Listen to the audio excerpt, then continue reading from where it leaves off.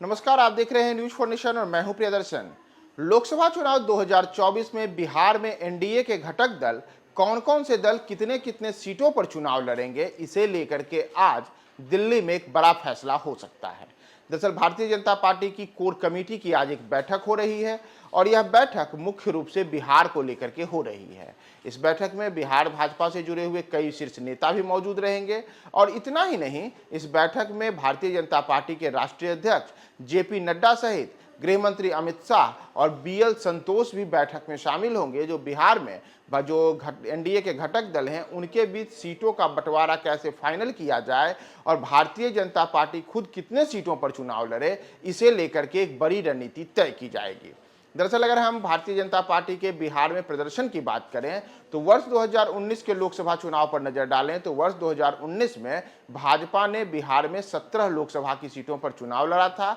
और 17 में 17 सीटों पर जीत हासिल हुई थी। लेकिन अब स्थितियां बदल चुकी हैं। अब अलग अलग किस्म के बिहार में चुनौतियां भी हैं। दरअसल नीतीश कुमार की पार्टी जदयू ने तब 17 सीटों पर चुनाव लड़ा था और उस समय 16 सीटों पर जदयू को सफलता मिली थी। इसके अतिरिक्त रामविलास पासवान की पार्टी लोजपा ने 6 सीटों पर चुनाव लड़ा और 6 की सीटें जीतने में लोजपा सफल रही थी। लेकिन मौजूदा समय में नीतीश कुमार की पार्टी एक पिछले 5 वर्षों में अगर हम देखें तो एक बार जदयू ने एनडीए से अलग होकर के महागठबंधन के साथ जाकर के बिहार में सरकार बनाई और फिर से नीतीश कुमार अब एनडीए में शामिल हो चुके हैं। दूसरी ओर स्थिति है कि चिराग पासवान जो कि लोजपा के हैं, तो चिराग पासवान और उनके चाचा पशुपति पारस, इन दोनों में अब 2 गुट बन चुका है और दोनों 2 अलग अलग राजनीतिक दलों की नुमाइंदगी कर रहे हैं। इतना ही नहीं, एनडीए के कुनबे में अब बिहार के पूर्व मुख्यमंत्री जीतन राम मांझी की पार्टी हिंदुस्तानी अवाम मोर्चा भी शामिल है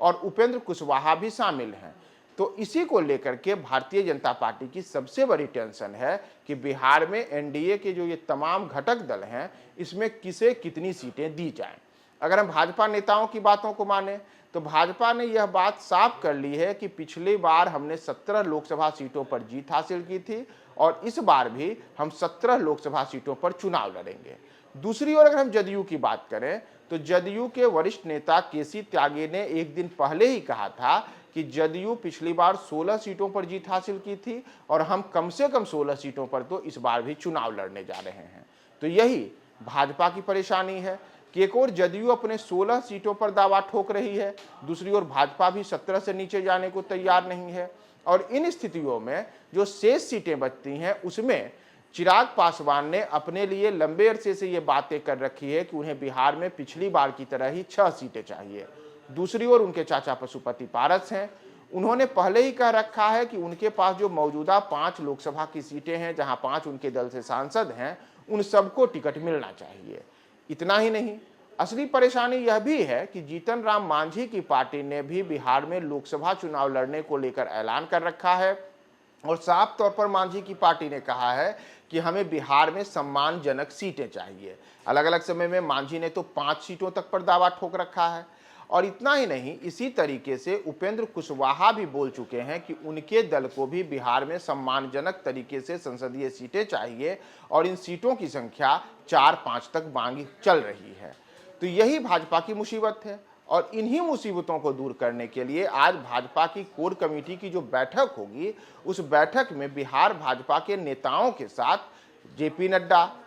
बीएल संतोष और गृह मंत्री अमित शाह, ये तीनों मंथन करेंगे कि बिहार में किया क्या जाए, क्योंकि सबसे बड़ी परेशानी चिराग पासवान को लेकर है। दरअसल चिराग पासवान अब अपने चाचा पशुपति पारस के साथ 2 अलग अलग राजनीतिक दलों की नुमाइंदगी कर रहे हैं, दोनों अलग अलग सीटों पर दावा ठोक रहे हैं और स्थिति है कि चिराग पासवान को लेकर कहा जा रहा है कि वह एनडीए से नाराज भी हैं। अगर इसकी हम मानगी के तौर पर देखें तो इसका एक बड़ा संकेत पिछले दिनों भी मिला था, जब प्रधानमंत्री नरेंद्र मोदी पिछले 1 सप्ताह के दौरान 2 बार बिहार दौरे पर आए और दोनों बार के दौरे के दौरान जो एनडीए के घटक दल हैं, उसमें चाहे जदयू हो, चाहे जीतन राम मांझी की पार्टी हो या फिर पशुपति पारस हो, ये तमाम लोग मंच पर